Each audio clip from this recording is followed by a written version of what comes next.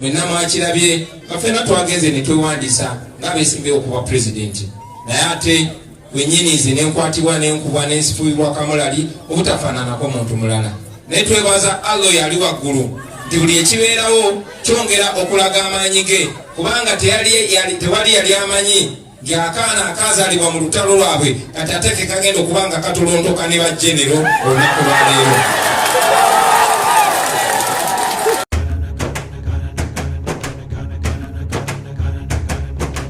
Muzikirize ndete Member of Parliament of Chadondo East, Honorable Robert Kyagulanyi Ssentamu naye simuleetera mu kapasite eyo yawa Member of Parliament wabula muleeta ng'agenda okwesibawo kuba pulezidenti ng'abanne baganda be bwe bali mu kika ekimu kamange tubadde mu mashukuru.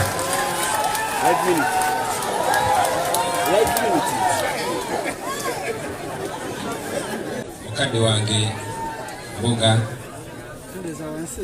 jjajjaffe jjajja w'Obusiraamu mukadde waffe Supreme Mufti ne Deputy wo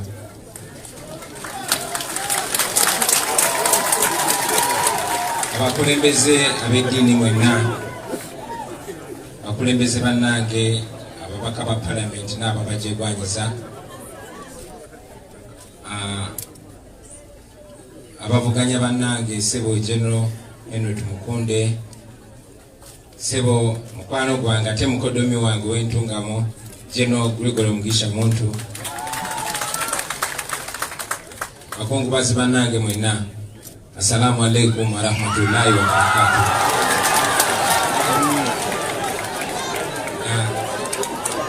Kusaidi wano nina mukwano gwange kamusaba sembereko omwami ono bamuyita Twaha Ali Buken neffe kubanga munubi twamukazaako Nubian Ali nga ono mukwano gwange butuwangadde era butulowooza ffenna okumala ebbanga lyonna. Bakadde bange yenze Kyagulanyi Ssentamu Robert abandabye obukulu abamu bamanyi ng'omubanda wa Kabaka ate abalala bamanyi nga Bobi Wine abamanyi ewaffe gyenva mu ghetto bamanyi nga ghetto president naye ate abo abandabako nga sinaweza myaka 8 bamanyi nga Swaibu. Erinnya nneeryo lyantumibwa jjajjange Hajat Aisha Kyosimbonanya Hajat Aida Kyosimbonanya muwala w'omugenzi Haji Musa Galenkanawa ematanga oyo jjajjange yeyankuza kubanga ndi mutonze nazaalibwa mu lutalo naye jjajjange oyo yantuuma erinnya eryo era nali manyiri erinnya lyange paka we nalaba kityange ku myaka 8 okufuna erinnya lya Robert. Jjajjange oyo kati aweza emyaka 95 ye muzadde yekka gwe nkyasigaza ku nsi tewali maama tewali taata naye jjajjo yazaala maama akyaganye okufa alinda kulaba ku Uganda empya inshallah.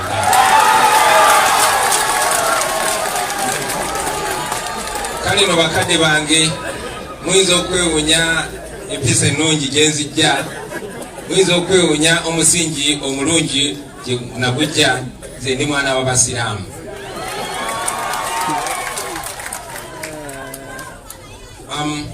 Njagala okusooka okubagiza muganda wange ate mukwano gwange King Kalisa ne family yonna okufiibwako omuntu omugundiivu bw'atyo naye era ffenna tukungubaga kubanga tufiiriddwa omuntu w'enjawulo Dr. Kalisa.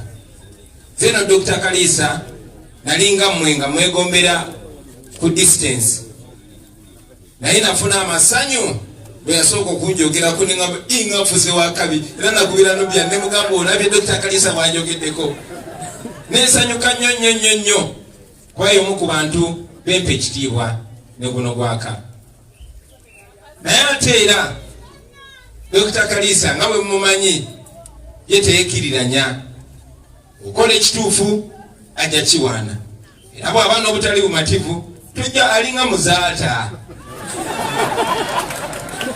kale nno mbandi awo kyali mu kusanyuka ate n'akomawo mulunaundi omulala naga Kyagulanyi yabadde njamusiza yagenze nayogera ebigambo nga byonna byayogera biri ku point nate nageza okulaba nga byaddamu kati sikyayagala neŋŋamba bannange kiki oba ndi ku kifu naye bwe njagala ennyo okumanya ate nga bwe bankuza nti weetowaza naddala ku bantu abo abamanyi nasala amagezi nefuna appointment ogenda okusinkana Dr. Kalisa nemugamba dokita bwambimbisa luli abantu bonna bamanyiza ensinga ate wageze n'owungi wako amazzi kikyabaddewo nga bwabadde asekaseka nagamba wagenda nobyogera byonna nosawundinga nga bali bamandera naye ate wagenda okomawo kiruyogera kyekimu nategeeza nti ffe tuli bamanyi tumanyi buli kikyamu ekiri ne gavumenti eno tumanyi buli kikyamu ekikoleddwa titwagala kubitujjukiza gwogenda tukolera ki kitwagala okumanya nafuna akadde nemunyonyola nemugamba dokita mwe muli bamanyi naye ffe naddala abavubuka bannange ate nga tuli ebitundu 85 ku buli 100 bangi tuli basibe naye tetumanyi nti tuli basibe bangi tuli baddu naye tetumanyi nti tuli baddu mu nsi yaffe nakirabanga kikulu nnyo okusobola okugula amaaso g'abantu bano basoke balabe nti kyebaliko kifu bwe bali bawafu n'abakulembeze bafu mu nsonyi wewe mbanga nsawunize ng'owageto omanye olunokanemeramu so nengezako munyonyola nemugamba dokita nabanga twetaaga phases ez'enjawulo naye phase esinga obukulu yeyokusooka okulaga abantu system gye tulimu nga bweri enkyamu okulyoka okubakirizisa kitwetaaga ate ekisingawo era tubadde nga tuwuliziganya ne Dr. Kalisa nja kutwala ne guno omukisa okubategeeza ti mu bye twayogera ennyo nabyo naye yagamba ye atuwulidde zi movements zijja emigendo gijja ne mulina okubeera organized kati omwamba otya nti mugenda kukyusa ensi temuli organized tolina kibiina kyabufuzi kiwandiise ne mulina munyonyola nti munnange people power bagano giwandiisa naye ne bafuna omuntu nakifula NGO yalabirira abakadde nagamba kati omwamba otya nti nogenda kukola ki ogenda kuteekawo enkyukakyuka era namusinkana nga tewakyabula myezi 5 kwewandiisa nangamba olaba kati omwamba otya timugenda kwesimbawo simanyi mulina ttiimu naye temulina yadde ekibiina ky'obufuzi ebigambo ebyo nga byaŋŋamba nga binootinga mutwe naye era nga manye embeera gye tulimu twali tetusobola kuwandika kibiina kyabufuzi kakati naddamu omusinkana nga mu magezi ag'enjawulo twayisizaawo ekya NUP era yansika kutu nga wasekaseka nagamba olimu yaye era ne mugamba dokita amagezi gewatuwa twali tugayina naye nzijukira olunaku lumu olw'enjawulo we nasembayo okusinkana Dr. Kalisa twali mu kuziika juzi nga tuwerekera muganda waffe Haji Nasantegese Baggala yansikana nze ebbali nangamba obadde oyogera bingi nnyo kati kansuubire nti essaawa zino tetugenda kuwulira ng'okaabakaaba ng'oyoyoma ng'ogamba kino kibi kino kirungi ubuze ng'ogamba oyagala kwesimbawo kitwagala okulya kyokka kyekyo kyemugenda okukolera Uganda basebo ne bannyabo eyo ensonga lwaki ne mu kwogera kwange nagambye nti tuclosinze the book of Lamentations ne tu openinga the book of Acts twagaddewo ekitabo ekyokukaaba oba okwemulugunya ne tugulawo ekitabo ekya plan kyanaku nnyo tisisobodde musinkana mu biseera ebyobulamu naye tuli wano leero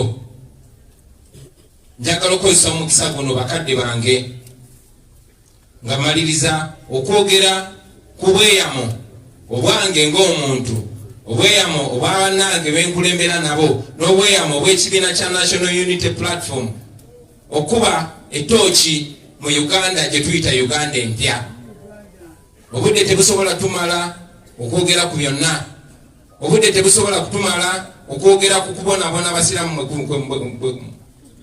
kwe bayiseemu oba kwe bakyagenda maaso n'okuyitamu naye njagala kukozesa mukisa guno okweyama mu maaso g'ombuga jjajjaffe jjajja w'obusiraamu okweyama nga tuli wano ku lusozi olukulu olw'abasiraamu mu Uganda okweyama eri abasiraamu abali wano, abasiraamu abali mu bitundu bya Uganda ebyenjawulo, n'abasiraamu abannayuganda beetolodde ensi yonna. Abo abasiraamu bajjajjange, bakojjange, bakojja Kusaini, bakojja Isima, bakojja Faruku, nti nga ndi pulezidenti w'eggwanga lino wagenda kubaawo obwenkanya. Njagala okukiddamu mbasuubiza abasiraamu mu maaso g'ombuga nti nga ndi pulezidenti wa Uganda abasiraamu bagenda kufuna obwenkanya. Mbuga kikafuuwe okukwata bannayuganda babiri, ng'omu musiraamu nga muganda wange ono Ali, ng'omulala si musiraamu nga nze Robert. Oyo atali musiraamu yeeyimirirwe, ate omusiraamu asigale mu kkomera naye nga bali ku musango gwe gumu. Ekyo tekigenda kuwaawo mukadde wange. Tekigenda kuddamu kubeerawo okutta omusiraamu yenna, naddala ow'eddala erya waggulu oba munnayuganda yenna ne watabaawo lipooti efuluma. Tekigenda kuddamu kubaawo nga bwe kiri olunaku lwa leero ti bannamateeka batugamba somebody is innocent until proven guilty or until he or she pleads guilty. Ti omuntu abeera talina musango okujjako ng'ekkooti emusalidde omusango oba okujjako ng'akkiriza omusango. Ekyennaku mbuga wano mu Uganda bw'obeera musiraamu n'okwatibwa musango gubeera gukusinze paka nga kkooti esazeewo nti tegukusinze. Ekyo kikafuuwe manze pulezidenti bakadde bange.